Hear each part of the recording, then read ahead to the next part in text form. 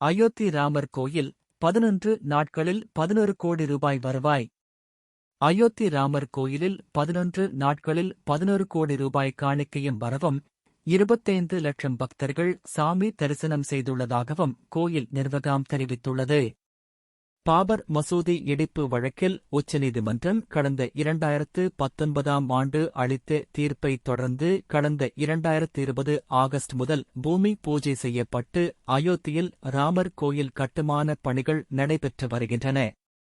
2.27 acre பரப்பளவில் 3 அடுக்கில் உருவாகி வரும் ராமர் கோயிலின் கட்டுமான பணிகள் முடிவடையவுள்ள நிலையில் கோயில் கருவறையில் மூலவர் குழந்தை ராமர் சிலை ஜனவரி 22ஆம் தேதி பிரதிஷ்டை செய்யப்பட்டது. பிரதமர் மோடி குழந்தை ராமர் சிலையை பிரதிஷ்டை செய்தார். ராமர் சிலை பிரதிஷ்டை செய்யப்பட்டதிலிருந்து 11 நாட்களில் 25 லட்சம் அயோத்திக்கு வருகை புரிந்துள்ளனர். மேலும் கோயிலின் காணிக்கை மற்றும் நன்கொடை மதிப்பு 11 ரூபாய் கோடியை தாண்டியுள்ளதாக கோயில் அறக்கட்டளை தெரிவித்துள்ளது. உண்டியலில் 8 கோடியும் ஆன்லைன் வழியாக 3 ரூபாய் 50 பைசா கோடி வந்துள்ளதாக தெரிவிக்கின்றனர். இதுகுறித்து அறக்கட்டளையின் அலுவலக பொறுப்பாளர் பிரகாஷ் குப்தா கூறியதாவது: கருவறைக்கு முன்னால் உள்ள தரிசன பாதையில் 4 உண்டியல்கள் வைக்கப்பட்டுள்ளன. அதில் பக்தர்கள் காணிக்கை செலுத்துகின்றனர்.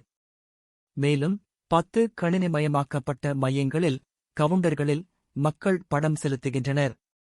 இந்த நன்கொடை கவுண்டர்களில் கோயில் அறக்கட்டளை பணியாளர்கள் நியமிக்கப்பட்டு மாலையில் கவுண்டர் மூடப்பட்ட பின் அறநிலைய அலுவலகத்தில் பெறப்பட்ட நன்கொடை தொகையின் கணக்கை சமர்ப்பிக்கின்றனர்.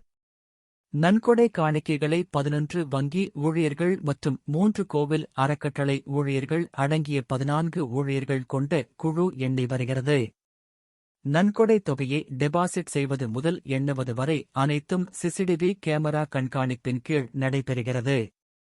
ராமர் கோயிலுக்கு தினமும் 2 லட்சத்துக்கும் மேற்பட்ட பக்தர்கள் வந்து ராம் லல்லாவை தரிசனம் செய்கின்றனர் என அவர் தெரிவித்தார்.